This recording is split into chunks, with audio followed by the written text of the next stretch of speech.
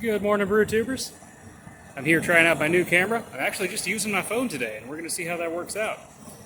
So today we're going to be brewing the second Kolsch of the season, though by no means the last. See, we're just doing a little step mash here. I've got our little bit of mash going there. It's at about 122 right now, and I want to bring it up to 135. Leave it there for about a half hour, and then finish out at about 150, maybe 148. Now the grain bill we're working on today is going to be 50% Pils malt and 50% Schill Kolsch malt. Because you know we're making a Kolsch, and I kind of want to try out this malt.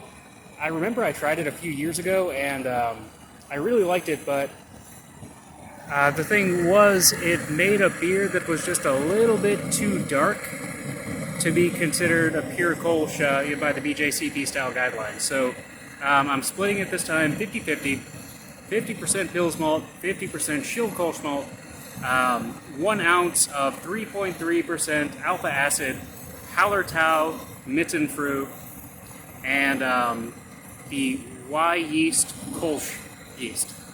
And that's it. Super simple. So I will get back to you guys when we're doing our mash out.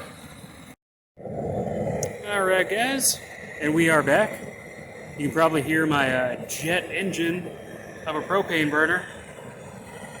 Listen to that thing, it is crazy.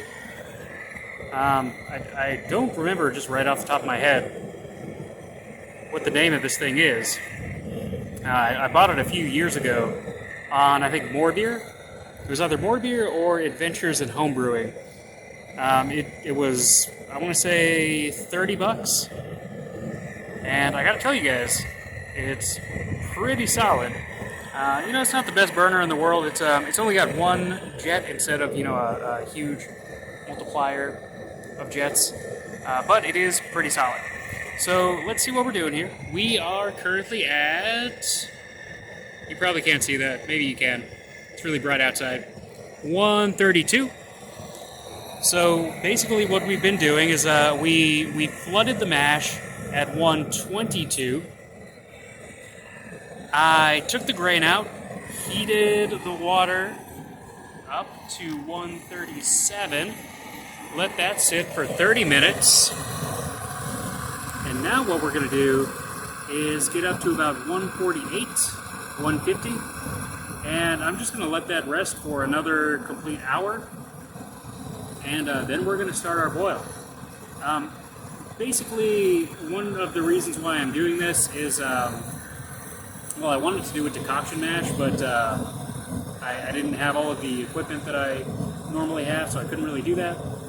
And the last beer that I made, I did a single infusion mash, and I just wasn't incredibly happy with the efficiency. So I wanted to do a step mash and kind of see if that improves things. Which we will see if it does. Look at that guy. Alright guys, I'm not going to show you the next part of the mash because I'm pretty sure you know how to do that. But I will get back to you when we are boiling. Alright, and here we are, fellows. We're coming up to the boil. Look at that. If you can see it, it's really bright outside. Let me see if I can use this top as a little bit of a shield. Still got my jet engine there going. That thing is loud.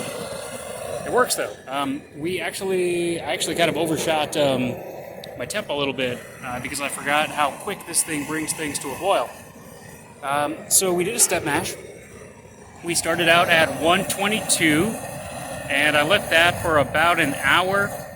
Not saying that you should do that, but I did it, and I went to the store, and that's about how long I was gone. So 122 for an hour, up to 132 for 30 minutes, up to 143 for 30 minutes, and then up to 152 for 1 hour. Now, is that the optimal best way to do a step mash? No, probably not. But It's what I did. And, oh no, my burner went out. So now I have got to relight the burner.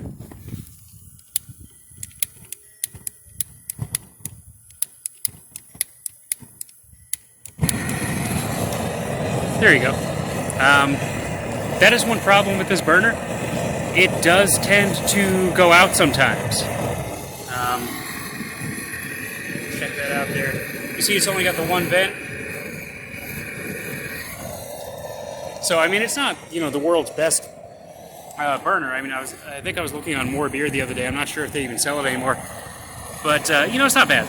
It's not a bad burner. It will get you to where you need to go. And if you're brewing, 5-6 gallon batches like me, it is just fine. And I've got to tell you guys, it is an absolutely fantastic day to be brewing. Look at that.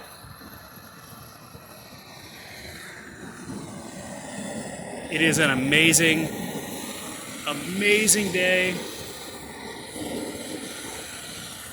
to be out here, outside, brewing. And I'm actually back in America for once, which is kind of cool. So I'm going to go ahead and let this guy do his thing. He's going to come up to the boil. We're going to add 1 ounce of 3.3 alpha acid, Hallertau Mitten True. And that's it. We're just going to boil for 60 minutes. And then we're going to chill down. And we're going to add our yeast, which... Oh, nope, I don't have my yeast starter. Wait, yes I do. Let's go check out the yeast starter.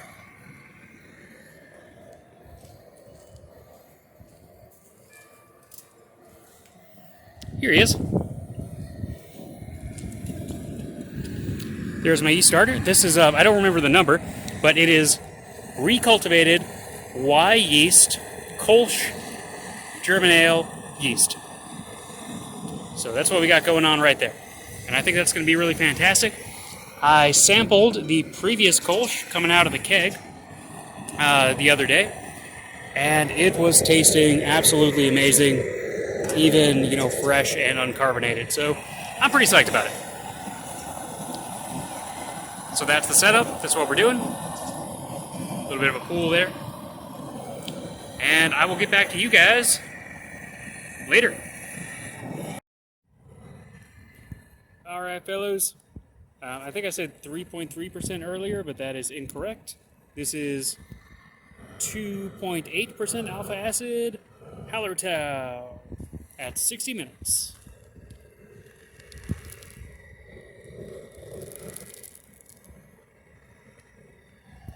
Look at that.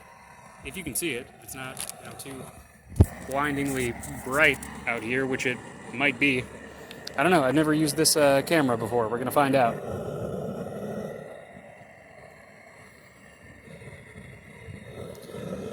So what we've got going on here is a little bit more than 5 gallons, about 6 gallons actually, pre-boil of Kolsch.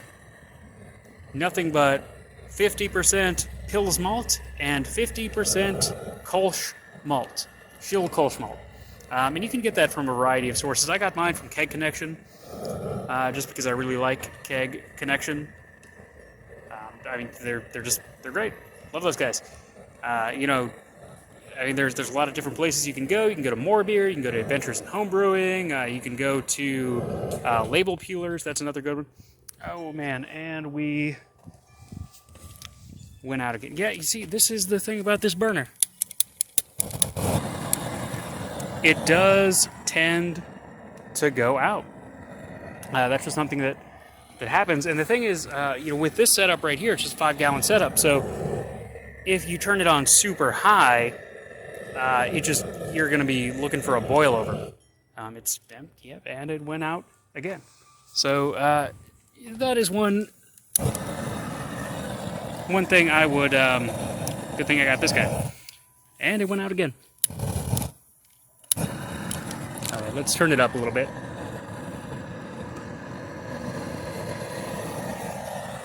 That is one thing that I think I would like to upgrade in the near future. I'd like to upgrade my burner itself, just so I won't have these issues with it, going out all the time. But that's part of it. That's part of the process. It's part of learning things. This is my brew pot. This has been with me since day one. I inherited all of my equipment for friends who stopped home brewing.